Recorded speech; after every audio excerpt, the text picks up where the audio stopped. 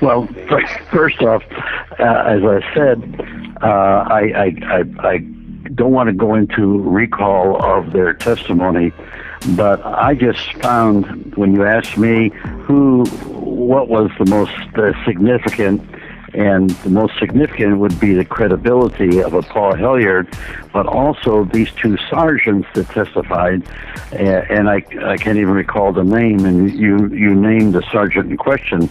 I just felt that as a human being, he was extremely credible. And so I can take that at face value, that he saw the craft hovering, was able to touch it, and there were no ill effects that he suffered as a consequence of that. Now, in greater detail, what he wrote down at the time, I just don't recall the specific details of that testimony. So what happens when you get to be my age, you get a sense of the person and the righteousness of the comments, and that's more than enough to satisfy you. You know, we actually joined by a caller, if I'm not mistaken. This is Dr. Roger Lear. Dr. Lear, how are you this evening? Fine, John. How about yourself? Excellent. You are live on the radio right here with Senator Gravel. Do you have any questions to ask him? Oh, my goodness. Hi, Mike. How are you? For my age, not bad. Well, I guess I can about say the same. So how are things going? Well, I've slowed down a little bit. I've just been doing speaking engagements. I haven't been doing much writing. And, of course, I was working with Steve Bassett on some facets of the follow-up on the hearing. I couldn't agree. We both agree, Roger, in this regard. But understand that when you get something as simple as Manning putting out information at variance from what the leadership was putting out and is prosecuted for that, and then when you see what Snowden has done, now these are simple concepts that lay people can totally understand and absorb. And so this is communicated, but we do not see a reaction in the general public in that regard. Now, maybe at some point in the future there will be a reaction, and it could be very explosive when it does happen. But at this point in time, people are stuck with the situation that, well, so what? You know, the government that controls it.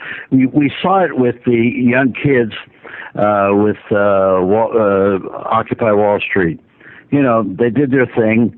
It was very unfortunate that they did not have a direction other than just oppose to a bunch of policies, and the government just squished them out of existence without any fanfare, and there was no public reaction to speak of.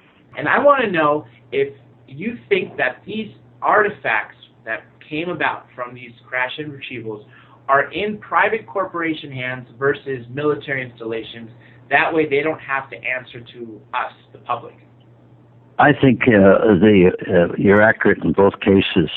They're in private hands through contractors. That's, of course, how we fight our wars now, right? And that's how the military gets a lot of its appropriations that go to private contractors.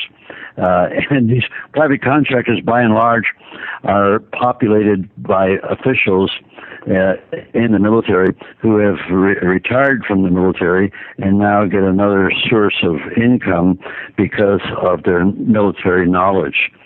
So I think that there's no question that it's held. But I don't think that they have to worry about we got to put it in private hands because it'll be discovered if it's in military hands. Here, there's nothing that I know of that we can discover from the military because of their whole default method of communication, which is secrecy. You know, if you were president of the United States and you had all the means necessary, how would you handle this topic of disclosure, secrecy?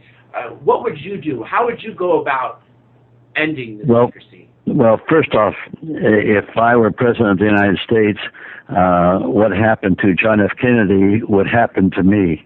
and any president who steps forward and does not do the bidding of the military-industrial complex. And it should not come as a surprise that these people would kill to maintain their political power. Here, Curtis LeMay, at the time of Kennedy's presidency, considered Kennedy a traitor, and Curtis LeMay, was advocating, along with some other crazies, that we ought to attack the Soviet Union on a first strike basis. And at one particular meeting, Kennedy left the meeting after asking, well, how many people would die? Well, there'd be 100 million that would die probably in the first few hours. And Kennedy left the meeting abruptly, saying to his assistant that, and we call ourselves the human race. How true this is. I mean, these military people sit around and plan the eventual death of millions and millions of people, and it's no big deal. And so when they sit in the councils to make policy, they carry forward that same attitude, which is a total lack of respect for human life. We as our country is very terrible. We only count human life as valuable if you're an American. With respect to our foreign policy, if you're not American, well, that's just tough. Yeah, Senator, I have great respect for you, and I've listened many times now to the things that you said. I don't want to see anything happen to you. Do you have any fears that No, I don't have any fears. I got to tell you, when you're 83 years old, I didn't have any fears when I was 42. What's going to happen is going to happen. And like I say, I have an intelligence background, so I'm sensitive to this stuff. But I just don't think that I'm always reminded of one cliche which really says it all: is a coward dies 1,000 times. The courageous only die once. That's absolutely true. That's absolutely true. Let me ask you on point then, when you discussed us having a space fleet, is there anything that you can say publicly as to regards to its energy systems, where they went or how far they've gotten? Well, you recall at the hearing, I think it was the last panel, and the name of the doctor, academic, escapes me. He wrote a book. And so I questioned him by saying that it's a fact or rumor that one of the former CEOs of a defense contractor, whether it's Grumman or whatever, made the statement that we now have the ability to take ET home. Well, that struck me because the biggest problem we have is understanding the energy that it takes for interplanetary travel.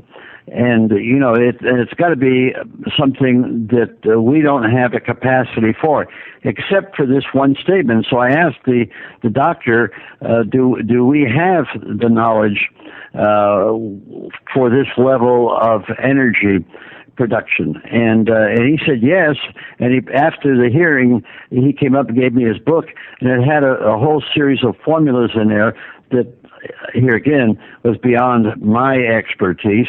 But he felt very positive that energy knowledge exists through the re-engineering that has been taking place since Roswell, and so, but it's being classified because it would alter the energy, the economic energy equation in the world, and if that's true, that it would, then it's criminal that this information is withheld from the American economy. Oh, absolutely. And that gentleman was the head of Lockheed Skunk Works, the one that made that statement. And I'm just wondering, by rumor or conjecture, how far have we really gotten? Have we been around the solar system and maybe not have left it, or has the technology been so closely guarded by the entities we're working with that they don't want us outside our solar system? I tell you the truth, I don't know. That's something I just don't know. I would have my suspicions about it, because if we are equipped with this competence on energy production, there's no question they would be doing some testing on that. So I don't know if it's just a question of theory, which of course this textbook, which wasn't a textbook, which was his book on the subject, was theoretical. I don't think that there's been any testing of that. And if there has been, that's obviously what the government is keeping secret. What do you think of the possibilities that we were told not to go back to the moon? Or if that's not true, then why didn't we go back to the moon for all these years? Here again, Doctor, I don't think I am knowledgeable on that, other than that we didn't go back to the moon because the bureaucratic forces within the government were persuaded that it was cheaper to use the shuttle that we built to go to the space station and not proceed in that area. Now, this is what's going to be interesting, is China is now developing a capability in this regard, and they may well proceed to the moon. It would be helpful to everybody on Earth if the space activities of China, the United States, the EU, countries like Iran and others, were to pool their brain power together and proceed on a program not only to the moon but beyond. I have always, when I was in the Senate, supportive of NASA appropriations. A lot of people say, well, we got poverty on Earth. Well, you're not about to solve that problem, but it's important for human beings to continue to probe the unknown, because that is where there could be great benefit to the peoples of the world. That's the reason why I'm so angry and outspoken about the fact that we don't share this information with the public today, and they're held in ignorance. And it's a disservice. It's a disservice to the population of the planet. Here, I'll give you an example of a secret that eventually became known and didn't make any difference. When Hitler in 1933 came to power, within 4 months, the Reichstag was burned down. And he turned around and said, well, it was the communists and the Jews that had done this. It was ridiculous. As we've learned from experience and the knowledge of the last decades, is that the bigger the lie, the easier it is to have it believed. And so for the government to come, like prior to the hearing we had in May, the White House had been approached to possibly provide input in this. Their response was, well, we don't know anything about this, and we don't have any files on the subject. Well, that's a bull-faced lie, and so a reasonable person would know it's a lie. But what can you do about it? Nothing. Much. Exactly. One of the main things we've been saying here at Third Phase of the Moon is disclosure is in your hands, meaning the public's hands. Everybody needs to be proactive, look at the evidence, and do what they can to help aid it. And I wanted to ask you what you can tell all the listeners out there that they can do to help aid this. Well, first off, they can do a great deal. They can make themselves informed on the subject. There's a body of knowledge out there that if people wanted to specialize in it, it's all there. Dr. Lear's books are just one of many. Paul Hellier's books. Like I say, we had testimony from a large group of academics on the subject. So the information is out there, but it's in private sources. And what we need to do is to get the government to own up to the information it has, which we'll find confirms what we know from the private sources. And for me, the best vehicle to do that is the UN Commission, which all it needs to do is be funded. It has a very good description of what it can do, and so if the funding is forthcoming, then it'll take all of this out of the control of the American military and place it in a court of public opinion. I do have one more. Go ahead, Dr. Lear, while I read this question coming in from the chat. Yeah, I was going to mention before when you were asking Senator DeMille about skeptics, I had to kind of chuckle because I've been followed by skeptics now for quite some time. And I had one from the American Skeptical Society appear at a meeting in Marina del Rey, California, at the yacht club where I was giving a talk. And about 3/4 of the way through my presentation, he raises his hand and says, Doctor, would you ever turn this material over to the American Skeptic Society? And I looked at him and I said, absolutely not. And he said, well, why is that? We're interested in finding the truth. And I said, well, I don't see any reason why you're going to find any truth because you're all psychic. And he blustered and said, psychics? Why? We don't believe in psychics, and et cetera, et cetera, et cetera. I said, well, what other explanation do you have then if you know all the answers, but you never bothered to look at the data? And with that, I think the rest of the room turned around and started laughing at him. I actually laughed him out the door. Very well. Very good. Anyway, here's another question for the chat. I'm not sure if you know it, but it says, do any of your guests, meaning Senator and Dr. Lear, do you know anything about a government project to build a Dyson sphere? To build what? It says here, Dyson sphere. I'm not familiar. Okay. So whoever's listening out there who sent that, there you go. That's the answer. Well, let me change gears. Obviously, we're working real hard with Stephen Bassett and PRG to end this truth embargo. We've continually had many of the witnesses appear on this show before and after the hearing, and we're still keeping it alive constantly with speaking about it and, again, with the witnesses.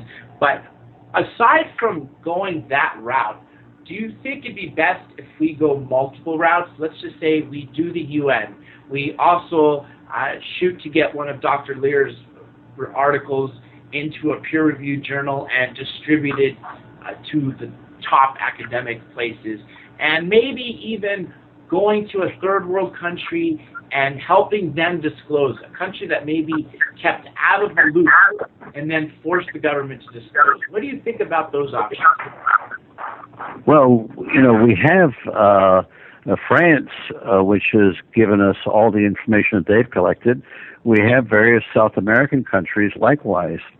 So I don't know what more we could do in the international arena. That's the reason why I'd like to see the commission funded, because then it would be their job to collect this data on an ongoing basis.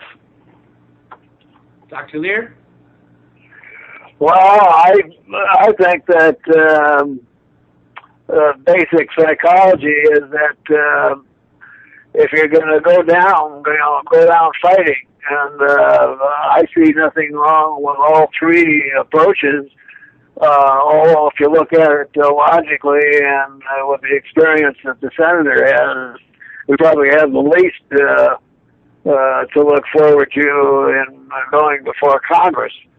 But as getting a peer-reviewed article done in a foreign country, I have been approached by a PhD scientist in Brazil that did want to do this. Also, we've gotten some interest in, we've got an article into an international organization that I won't mention on the air, But that is a possibility. And then the third factor is using multiple nation states.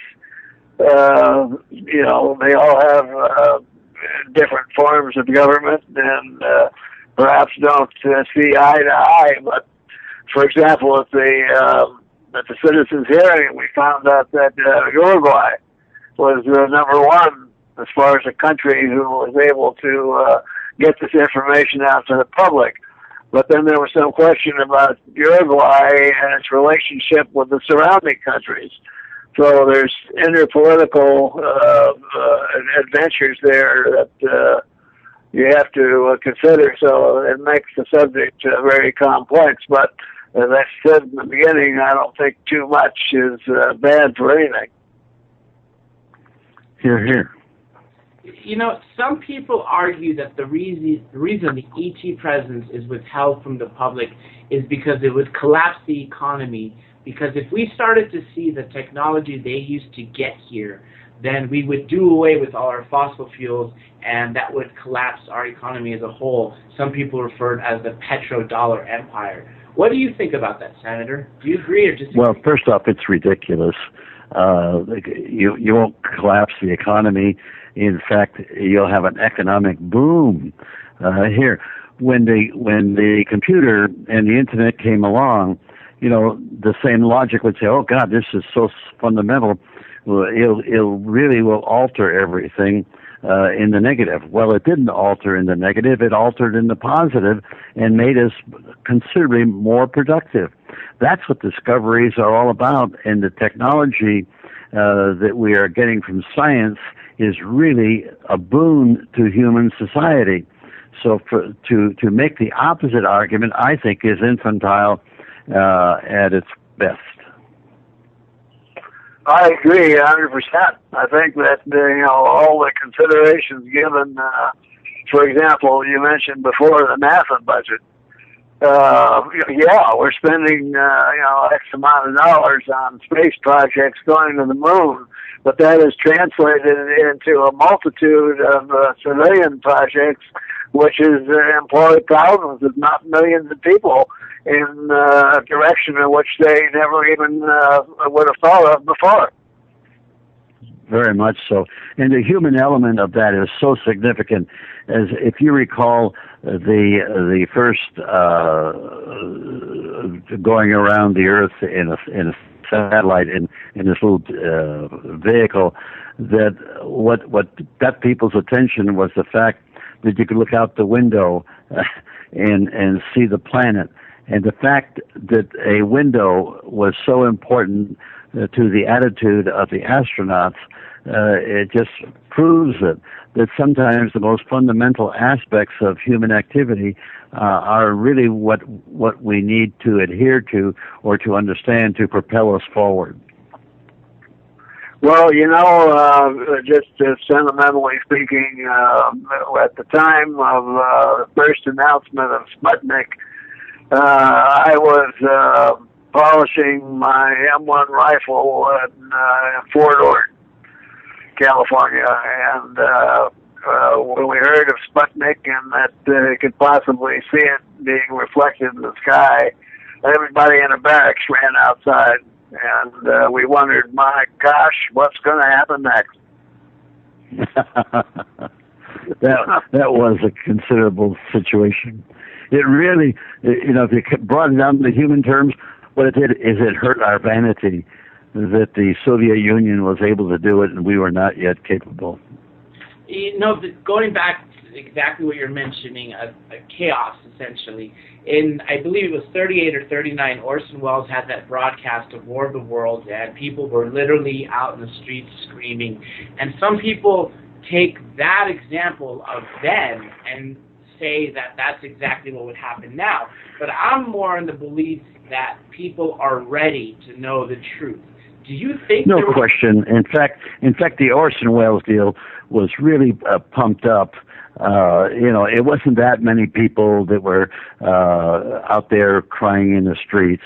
It was a very realistic program. It had its effect, but there was no panic that really ensued, and there would be no panic with the revelation that should take place about extraterrestrial. No panic at all. The people are more mature than their leaders give them credit for.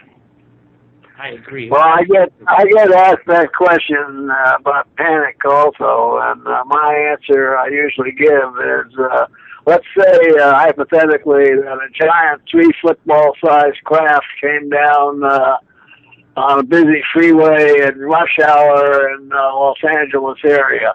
Would there be a panic? And I said, my answer to that would be absolutely yes. There would be a panic because people would be on the cell phones calling Caltrans, trying to figure out when they're going to get it moved so that they can get home to watch the Lakers game. That's right. And that's the reason why the government at all level encourages the building of all these stadiums. It's a little bit like the Roman Colosseum. You got to get the people interested in something, so get them interested in sports, and that way they won't worry about how they're governed. That's exactly right, and that's, I think, one of the most important issues of communication is not only have we lost the control of communications public-wise, but Hollywood has now, and has been, I'm sure you know, from World War II, been a mill for propaganda that's been pumped out to the public, a lot of it telling the truth, but without the public understanding it. Correct. Hear, hear. Now, what do you see as the future of disclosure? Do you believe that in your lifetimes we are actually going to have open contact and the governments are going to come clean, or is this just going to be a secret carried out until... Well, not in my lifetime. I don't know about Dr. Lear. He may have a few more years than I have left, but I'll be lucky to live to 90 years old, and I don't think this is going to be addressed and solved in the next 7 years. Not unless, Mike, there's a crisis which occurs during the time we have left that is going to compel the forces at large to this reality because of a very acute situation that might develop. Now I see, looking at the world from the prospect of an old man, that the world, those that are in power are so greedy that they're beginning to eat each other. And those groups that once controlled things are now having discussions, of a highly volatile nature. I agree. I would just add that there's one problem out there that's very much of a question mark. In times of crisis, two things can happen. It can get better or it can get worse. And history has shown that by and large, it gets worse. A recent British poll showed that more people believe in intelligent life on other planets, especially with the Kepler telescope that we were talking off air, finding more and more of these Goldilocks planets, aka habitable planets that possibly have water, not too far, not too close to their sun. Do you think that's proof as a rise that the people are ready to accept this and maybe... Oh, no question. I saw the program, I think it was Frontline, that did the whole Goldilocks planet, and it was very, very persuasive. And I'm just so grateful that we have these astronomers, scientists that are out there probing this area without great fanfare, and then giving us this discovery of the golden. That's what I was referring to earlier on, where we got thousands upon thousands of planets that are out there that could sustain life, and that's just in the part of the cosmos that we can see. What about the rest of the cosmos? That's the reason for my grounding on this subject, that it would be the height of human arrogance to think that we're the only ones in the cosmos that has the capabilities of rational thought. I completely agree. Dr. Lear, any words on that? Well, yes, I have great respect for members of our science board who did stick their neck out, such as Dr. Robert Kuntz, who is a very well-known naval scientist, now retired. And he made some mathematical calculations on where the materials were coming from that we found in the implants. And he stated that the civilization that they come from are not only outside our solar system, but are probably 80 to 100 million years older than we are, and are approximately a third away across the Milky Way galaxy. Now, he's got mathematical formulae, which is really far over my head, because I'm just the purveyor of the objects. I don't even consider myself a scientist. But when I listen to people like this, and Tom Valone, who was sitting next to me at the citizens' hearing, and listen to what they have to say, it garners my respect. You know, I agree.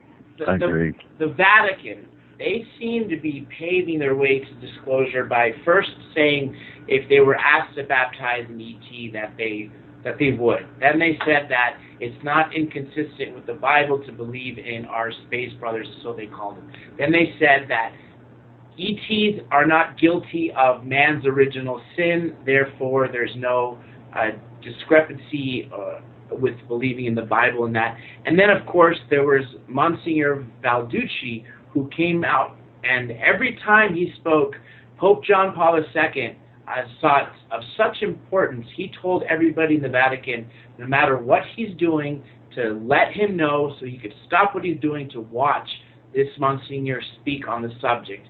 And I thought that was just an amazing thing. It seems as if they're paving the way.